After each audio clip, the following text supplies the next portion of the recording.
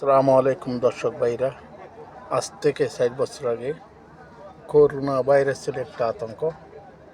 এখন তার থেকে বড় আতঙ্কের নাম হলো রাসেল ভাইপার, বিষধর এবং ভয়ানক সাপের নাম। যে সাপ কাটলে মানুষের মৃত্যু সুনিশ্চিত। তাই এখন বাংলাদেশে ২৮টি জেলায় বিস্তার হয়েছে।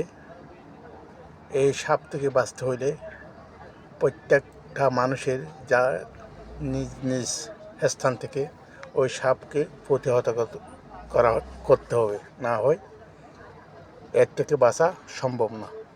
তো সবাইকে এটা যে কোনো বিপদ আপদ থেকে রক্ষা করার জন্য, বাঁচার জন্য এটা অবলম্বন করতে হবে। Thank you.